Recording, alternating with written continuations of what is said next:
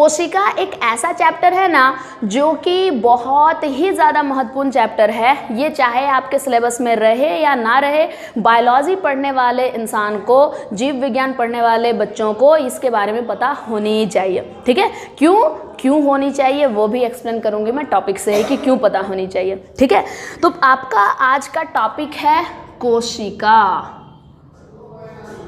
कोशिका means cell. ठीक है, कोशिका का हो गया सेल। इसमें जो मेन टर्म्स हैं, मेन जो शब्द है उसका इंग्लिश भी आपको जानना ज़रूरी है, क्योंकि इंग्लिश जब आप जानोगे वही आगे चल के आपको फ़ायदा होगा। इसमें बहुत सारे ऐसे वर्ड हैं बायोलॉजी में, स्पेशली कोई भी साइंस सब्जेक्ट पढ़ते हो उसमें हिंदी में पढ़ते हो ना तो थोड़ा उसका कम ही वैल्यू होता है। ठीक है, ऐसा नहीं है कि हिंदी की वैल्यू नहीं है, वाकई हिंदी की बहुत वैल्यू है, पर कुछ ऐसे टर्म्स हैं जो जनरली इंग्लिश में ही यूज होता है। ठीक है, तो इंग्लिश वर्ड्स ही आपको पता होना चाहिए। ओके, कोशिका शब्द जो है ये पहले है क्या, परिभाषा क्या हो गई, कोशिका एक्चुअल में है क्या। जब कोई शब्द आपके दिमाग में आता है ना तो उस शब्द का एक पिक्चर, एक चित्र जरूर बनना चाहिए। एक चित्र बनेगा तब याद रहेगा हाँ भाई इसको कोशिका कहते हैं। ठीक है, जैसे छोटे बच्चों को जब ए फॉर एप्पल पढ़ाया जाता है तो ए फॉर एप्पल पढ़ाने के लिए उसको पता है बहुत सारे स्कूल्स ए फॉर एप्पल देते हैं उसको खाने के लिए। ठीक है, उसको दिखाया जाता है, उसको उसके खाने से, उसको देखने से, उसको छूने से बच्चा सब चीज़ जान जाता है कि ए फॉर एप्पल मीन्स क्या है। ठीक है, वो रेड कलर का दिख रहा है, खाने में उसका टेस्ट कैसा है, उसको सॉफ्ट है या हार्ड है, मीठा है या कड़वा है, क्या है, वो हर तरीके से उसको समझ जाता है। और सिर्फ अगर पढ़ाते रहोगे बोर्ड पे A for Apple, A for Apple, A for Apple, ये तो कौवे के जैसा हो गया कि काला है काला है काला है करके रटा देना हुआ।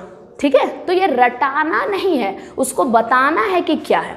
ओके, तो वही चीज़ है कि कोशिका क्या है वही मुझे आपको समझाना है। अब रियल में तो कोशिका मैं आपको दिखा नहीं सकती, पर मैं आपको पिक्चर बना के तो ज़रूर दिखा सकती हूँ कि वो एक्चुअल में है क्या, कहाँ मिलेगा और बाकी चीज़ें। ठीक है, सिंपली इस कोशिका जो शब्द है ना, कोशिका सेल, ये सेल एक कहलाता है, ये ज़िंदगी की ये एक आधार होती है। जितनी ज़िंदगी इस पृथ्वी पर पल रही है वो सारी ज़िंदगियों का ये आधार है, ये बेसिक यूनिट, यानी सबसे एकल इकाई आधार माना जाता है किसी भी ज़िंदगी का। ठीक है, क्या इकाई आधार, मैं समझा दूँ आपको।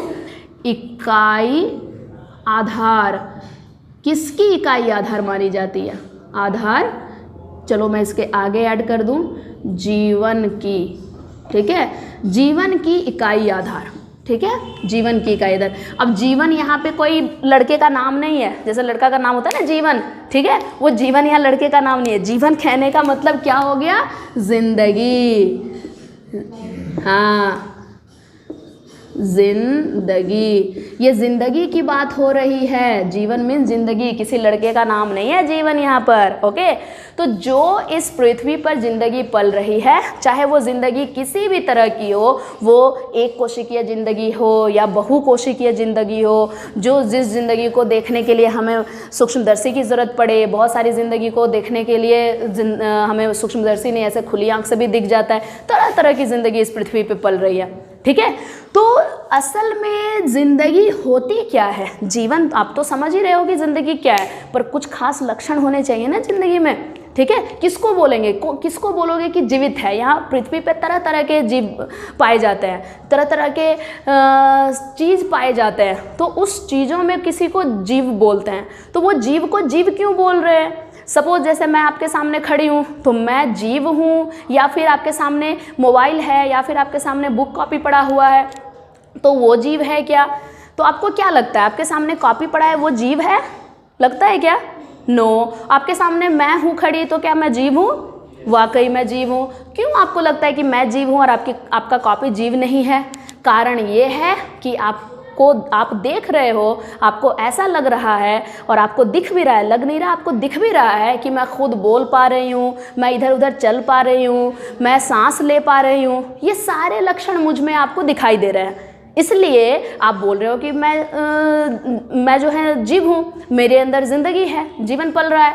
लेकिन मेरे अंदर जीवन है, मैं सांस ले रही हूँ, मैं खुद कर पा रही हूँ, इसलिए ये सारी चीज़ें आपकी कॉपी में नहीं हो रहा है। ओके ये सारी चीज़ें आपकी कॉपी में नहीं हो रहा, इसलिए आपको लगता है ये जीव नहीं है। वाकई ये सारी चीज़ें आपकी कॉपी में नहीं हो रहा, इसलिए वो जीव नहीं है।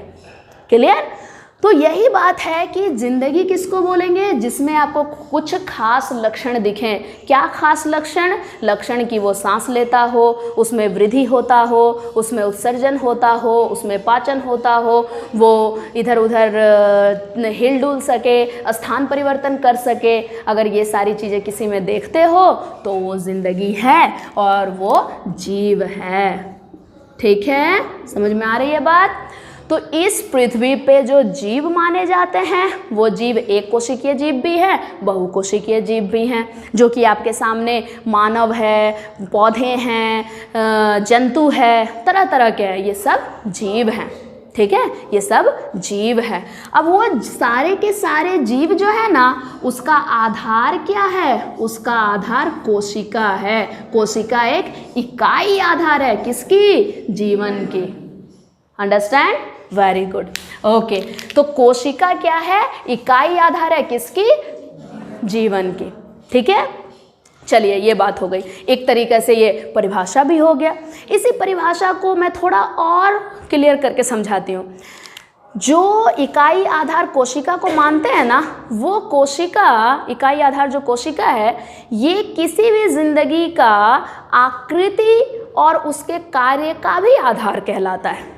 ठीक है, मीन्स दैट क्या हो गया, एक पॉइंट तो ये हो गया, दूसरा पॉइंट क्या लिखेंगे? जीवन की आकृति एवं कार्य का आधार। ठीक है, कोशिका क्या है? जीवन की आकृति एवं कार्य का आधार।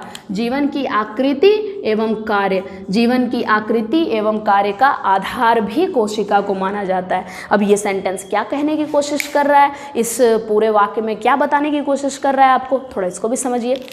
क्या है ना कि जितनी जिंदगी इस पृथ्वी पे पल रही है, सबकी अपनी एक खास आकृति होती है। ठीक है, मानव की अपनी आकृति है, बिल्ली की अपनी आकृति है, जितने जीव जंतु हैं उसके अपने अलग अलग अपनी अपनी आकृति है। ठीक है, तो उसकी आकृति ऐसे तैयार हो जाना, ये पूरा का पूरा इस तरीके से एक खास आकृति बन जाना, उसका आधार क्या है? वो कैसे इस तरह की आकृति बनकर तैयार हो गया, उसका आधार भी कोशिका है। कैसे है? जैसे मैं थोड़ा एक एग्जाम्पल देकर आपको समझाती हूँ, साधारण सा उदाहरण। मान लो कि आप जैसे मेरे इधर इंस्टीट्यूट में आ रहे हो आप, ठीक है, तो इंस्टीट्यूट आए तो आपको इतनी बड़ी सी बिल्डिंग दिख रही है, तो सामने जब आप आ रहे हो तो आपको बिल्डिंग दिख रही है बस, ओके, बिल्डिंग दिखती है, लेकिन इतनी बड़ी बिल्डिंग बनी कैसे? उसका आधार क्या है? उसका बेस क्या है? उसके आधार, उसका बेस जो है वो ईंट है। आपने क्या किया है? उसमें ईंट लगाया, ईंट जोड़ जोड़ के ये बिल्डिंग बनी है। ठीक है, ईंट अगर नहीं जुटेगा, उसमें 2 ईंट जोड़े तो इतनी सी थी दीवार, फिर उसमें 4 कर दिए इतनी हो गई, फिर उसमें 8 कर दिए इतनी हो गई, धीरे धीरे ईंट बढ़ती चली गई, दीवार भी ऊंचा होता चला गया। एक समय आया कि जितना ऊंचा आपको कमरा बनाना था, जितना बड़ा बिल्डिंग आपको बनाना था, वो उतना ईंटा लगाते चले गए, ये बनता चला गया। ईंट नहीं होता तो बिल्डिंग थोड़ी बनती, तो बिल्डिंग का आधार क्या है? ईंट है। वैसे ही आज जो आप इतने बड़े बड़े हो गए हो, ये साइज आपकी जो आज की साइज है, आप जिस भी हाइट के आज हो, आप इतने बड़े थोड़ी ना थे। जब आपका जन्म हुआ था तब आप बहुत छोटे से थे, आप मम्मा के गोद में थे, लेकिन फिर धीरे धीरे बढ़ते बढ़ते आप इतने बड़े हो गए। कैसे हो गए? उसमें क्या चीज़ हुआ जो आप बड़े हो गए? सिंपल सी चीज़ है, जो कोशिका है ना आपके शरीर में, वो कोशिका में वृद्धि होती चली गई, कोशिका की संख्या बढ़ती चली गई। तो सपोज एग्जांपल लेकर मैं बताती हूँ, सपोज कि जब बच्चे थे आप में 10 कोशिका थे, 10 तो होगी नहीं, लाखों होंगे, मैं एक एग्जांपल के तौर पे बता रही हूँ कि 10 कोशिका, मान लो आप जब छोटे गोद में बच्चे थे तब आप 10 कोशिका थी आपके शरीर में। अब वो विभाजन करके 10 से 20 बना ली है, 20 से 40 बन गई, 40 से 80 बन गई कोशिका आपके शरीर में। तो जब वो 10 कोशिका थी तब आप इतने छोटे थे, अब 20 कोशिका हुई, डबल हो गया, फिर वो और डबल हो गया, तो इतने ही छोटे तो नहीं रहोगे ना, या तो वो थोड़ा सा लंबाई खींचेगा या तो चौड़ाई खींचेगा, वो कोशिका जाएगी कहाँ? कहीं तो रहे, फैलेगा ना वो। ठीक है। तो कोशिका कहीं तो फैलेगा, या तो इधर किनारे में या ऊपर में कहीं भी। ये कोशिका उतनी की उतनी ही रहेगी। 80 कोशिका हो गया फिर भी इतना ही छोटा सा शरीर है, वो 160 कोशिका हो गई तो भी उतना ही शरीर है। तो वो सारी कोशिका जा कहाँ रही है, वहीं कैसे एडजस्ट होगा, है ना। सपोज कि आप ½ kg दूध लेते थे तो इतना छोटा सा बाउल लेके जाते थे, इतना छोटा सा कटोरा लेकर गए और मिल गया। अब बोले कि नहीं दूध वाले भैया हमको कल से जो है 2 kg दूध दो, अब वही छुटकू कटोरा लेकर जा रहे हो, ठीक है। तो आएगा क्या उसमें, नो। तो आपको बड़ा कंटेनर, बड़ा सा कटोरा लेकर जाना पड़ेगा, है ना। तो वही बात है, जब आप में कम कोशिकाएं थी, बढ़ गई, तो आपका कंटेनर भी बढ़ गया, समझे। तो ये जो आपकी आकृति बन रही है, या आप में वृद्धि हो रहा है, या और भी कोई जीव जंतुओं में वृद्धि हो रहा है, या उसकी आकृति परिवर्तित हो रही है, तो ये सब का आधार कौन है, कोशिका ही तो है। बात समझे। चलिए, तो अगली चीज़ है कार्य, ठीक है। कार्य को समझाने से पहले मैं आकृति के बारे में थोड़ा और बढ़िया से डिटेल कंसेप्ट आपको दे दूं, और भी अच्छे तरीके से।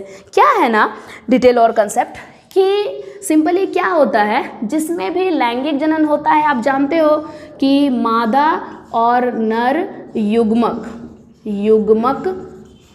मादा युग्मक और नर युग्मक दोनों जब मिल जाता है तो एक कोशिका तैयार करता है, ठीक है, सबको पता है। तो दोनों ये असल में मादा युग्मक और नर युग्मक क्या है, वो भी तो कोशिका ही है, ठीक है।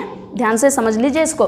जो मादा युग्मक है वो भी एक कोशिका है, नर युग्मक है वो भी एक कोशिका ही है, ओके। मैं दोनों की एक जैसी आकृति बना दी, पर आकृति थोड़ी सी भिन्न होती है। यहाँ आकृति मैं नहीं बता रही हूँ, यहाँ सिर्फ मैं बता रही हूँ कि वो कोशिका है, ठीक है। आकृति मैं बना नहीं रही हूँ, आकृति बताऊंगी जब आप सेकेंड ईयर में चले जाओगे ना, 12th में, तो ये पूरा चैप्टर ही है जब डिटेल्स में समझोगे, ठीक है। यहाँ पर सिर्फ आपको कोशिका बताई जा रही है। एक कोशिका है मादा युग्मक, एक कोशिका है नर युग्मक, ठीक है। अब ये दोनों कोशिका मिलकर के भी एक कोशिका ही तैयार करेगी, पर इस कोशिका को हम लोग क्या बोलेंगे, युग्मनज बोलेंगे, ओके। चलिए, अब दोनों कोशिका में फर्क क्या है, जब ये भी कोशिका है ये भी कोशिका है, दोनों मिलकर के कोशिका ही बनी, तो मिलने की आवश्यकता क्या थी, उसमें फ़र्क क्या है, फ़र्क क्या हो रहा है इसमें, फ़र्क समझिए। फ़र्क ये कि जब भी कोई युग्मक बनता है ना किसी भी जीव में, चाहे वो मानव हो या कोई भी दूसरा जंतु हो या कोई पुष्पी पादप हो, तो उसमें भी युग्मक बनता है, नर युग्मक और मादा युग्मक। तो अगर उसमें युग्मक बन रहा है तो उसमें गुणसूत्र की संख्या आधी होती है। बात ये है, ठीक है। कहने का अर्थ ये कि जितनी कोशिकाएं हैं इस पृथ्वी पे, जितने जीव हैं और उसमें जितनी कोशिकाएं हैं, सबके अंदर केंद्रक है। कुछ कोशिकाएं ऐसी भी होती है जिसमें केंद्रक नहीं भी होता है, लेकिन यहाँ पे 99% जितनी कोशिकाएं हैं, 99% कोशिकाओं में केंद्रक होता ही होता है, ठीक है। तो उस केंद्रक के अंदर क्या उपस्थित है, उस केंद्रक में उपस्थित है डीएनए, ठीक है, जो गुणसूत्र के अंदर होता है, ठीक है। गुणसूत्र यानी क्रोमोसोम। गुणसूत्र की संख्या सारे जीवों में भिन्न भिन्न होती है।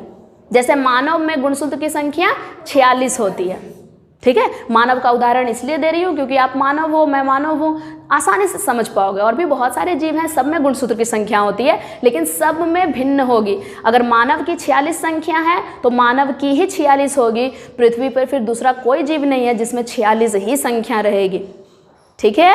तो जैसे कि मानव में गुणसूत्र की संख्या 46 होती है, लेकिन अगर मानव में युग्मक बन रहा है ना तो उसकी संख्या आधी हो जाएगी। तो 46 का आधा कितना हो गया, 23। नर में भी वही बात हो रही है, उसमें भी आधी संख्या 23 हो गई। बात समझे।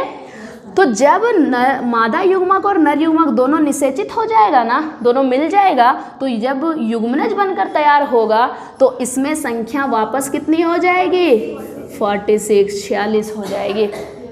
समझ में आ रही है बात। तो मैं इस आकृति को समझाने के लिए मैं ये क्यों समझा रही हूँ, अभी देखिए क्यों समझा रही हूँ। तो ये मादा युग्मक और नर युग्मक दोनों निषेचित होकर एक कोशिका बनाया, जो कि 46 गुणसूत्र वाली कोशिका युग्मनज बनी। यही युग्मनज धीरे धीरे धीरे धीरे विकसित हो करके आज इतने बड़े बड़े बच्चे में परिवर्तित हो गया है, ठीक है। एक ही कोशिका है ना ये, बस एक ही कोशिका, एक कोशिका है मात्र, सिर्फ एक कोशिका आज इतने बड़े बड़े बच्चे में परिवर्तित हो गया। कैसे हो गया, आधार, क्या है? कोशिका। कोशिका से ही, एक ही कोशिका से तो निर्मित हो गया। आप एक कोशिका से यहाँ पे लाखों अरबों खरबों कोशिका वाले जीव बन गए, उसमें आकृति बन गई, उसमें अंग बन गए, उसमें तरह तरह की कोशिकाएं बन गई, सब एकदम निर्मित हो गया सिर्फ एक ही कोशिका से, है ना। तो इसमें जो कोशिका के अंदर उपस्थित ये केंद्रक है ना, जिस केंद्रक में गुणसूत्र है, जो 46 गुणसूत्र, वो 46 गुणसूत्र आपके माता पिता से आया है, जो कि गुणसूत्र के आधार पे आपके शरीर में प्रोटीन बन रहा है। मीन्स इसको से अभी शरीर तो छोड़िए, चलिए अभी यहाँ कोशिका तक ही रहिए। इस कोशिका में वो तरह तरह से प्रोटीन बना रहा है और उसी के वजह से इस कोशिका का विभाजन हो रहा है। ओके, 1 से 2, 2 से 4, 4 से 8, 8 से 16, ये रिपीटेडली लगातार तुरंत ये कोशिकाओं की वृद्धि होती चली जा रही है और कोशिका विभाजन के साथ साथ कोशिका विभेदीकरण भी हो रहा है। ठीक है, कोशिका विभाजन के साथ साथ यहाँ पे कोशिका विभेदीकरण भी हो रहा है। विभेदीकरण मतलब वर्ड को समझिए ना, बड़ा मजेदार है ये। विभेदीकरण, भेद मतलब क्या होता है? भेद, भिन्न भिन्न, ठीक है, टाइप्स, भेद। कहने का मतलब क्या हुआ कि कोशिका विभाजन हो तो रहा है, लेकिन तरह तरह की कोशिकाएं भी बनती जा रही हैं। ठीक है, कोशिका भी बन रहा है, सारी की सारी कोशिकाएं एक जैसी नहीं है, तरह तरह की कोशिकाएं बन रही हैं। ओके, तो इसमें से युग्मनज के अंदर कोशिका विभाजन हो रहा है, कोशिका विभाजन संख्या भी कोशिका की बढ़ रही है और तरह तरह की कोशिका बन रही है, जो आगे चल के एक समूह बना लेता है और आगे चल के और समूह बनाता बनाता अंग बना लेता है और धीरे धीरे धीरे धीरे एक पूर्ण रूप से एक मानव को या जिस जीव का वो युग्मनज है, वो जीव को वो निर्मित कर देता है। बात समझे? ठीक है, इस वजह से किसी भी जीव की आकृति जो है उसका आधार कोशिका है। समझ में आ गई बात? क्लियर? किसी को कोई डाउट? नो। आगे देखिए, कार्य का आधार, कोई भी कार्य भी हो चल रहा है तो उसका आधार भी कोशिका ही है। ठीक है, कोशिका आधार कैसे है कोई भी कार्य का? जैसे कि मैं उदाहरण देकर बता देती हूँ आपको। आप कोई भी काम कर रहे हो कि किसी भी तरह की प्रक्रिया आपके शरीर में अगर चल रही है, ठीक है, मान लो कि आपको भूख लगी है, अब भोजन चाहिए, तो भोजन डाले, उसका पचना, उसमें से पोषण अवशोषित होना, ये सब प्रक्रिया आपके शरीर में हो रहा है। ठीक है, सांस लिए, वो भी प्रक्रिया आपके शरीर में चल रहा है और बहुत सारे ऐसे प्रक्रियाएं हमारे शरीर में जो चलती रहती है और जीवों के शरीर में चलती रहती है। ठीक है, तो ये सारी की सारी प्रक्रिया, ये सारे के सारे कार्य जो आपके शरीर में हो रहे हैं, ये कार्य आप नहीं कर रहे हो, ये कार्य आपकी कोशिका कर रही है ना। ओके, आपको भूख लगी है मीन्स आपको भूख नहीं लगी है। ओके, भूख लगी है यहाँ कोशिका को। क्यों? क्योंकि कोशिका के अंदर ऊर्जा की कमी हो गई। आपके शरीर में जितनी सारी कोशिकाएं हैं, आपका शरीर किस चीज़ से बना है? कोशिकाओं का। ठीक है, अभी मैं तुरंत बताई कि आपके सामने ये जो बिल्डिंग है, ये डायरेक्ट आप इतनी बड़ी खाली बिल्डिंग देख लेते हो, लेकिन बिल्डिंग में छोटी छोटी ईंट लगी है तब बिल्डिंग बना है। वैसे ही आपका शरीर आज इतना बड़ा है और सारे अंग और सारी चीज़ें बनकर तैयार है, उसका आधार कोशिका है। कोशिका जुट कर ही आपका पूरा शरीर बना है। ठीक है, कोशिका नहीं तो आपका शरीर भी नहीं। ठीक है, तो पूरी कोशिका जुट के ही आपके शरीर का निर्माण हुआ है। तो भूख लगी तो किसको लगी? कोशिका को लगी। सांस लेना है तो किसको लेना है? कोशिका को लेना है, आपको थोड़ी ना लेना है। ठीक है, तो आप कोशिका का ये कार्य है, ना कि आपका। ठीक है, इसीलिए ये भी कहा जा रहा है कि जीवन के कार्य का आधार भी कोशिका है। समझ में आई बात? क्लियर? कोई डाउट किसी को? नो। तो आपकी यहाँ परिभाषा बनकर तैयार हो गई कि कोशिका जीवन की इकाई आधार है, कोशिका जीवन की आकृति एवं कार्य का आधार भी है। क्लियर? कोई दिक्कत? चलिए, तो इतना आप पहले नोट कर लो, तब इसके आगे समझाऊंगी। ओके, चलिए अब आगे देखिए। ये तो परिभाषा थी कोशिका की, जो मैं आपको डिटेल में समझा दी, और असल में कोशिका होती क्या है ये आपका आज क्लियर हो गया। कोशिका के बारे में आपका कंसेप्ट क्लियर हो गया ना? हो गया, यस और नो? यस, ओके, चलिए हो गया। इसके आगे देखा जाए कोशिका के बारे में। सिंपली क्या है कि जितनी कोशिकाओं की परिभाषा जो थी वो क्यों थी, ये आपका हो गया। अब बात आती है कोशिका के प्रकार की। कोशिका का कौन कौन सा प्रकार है, कोशिका की कितनी संख्या होती है, क्या साइज होता है, ये सब जानना है।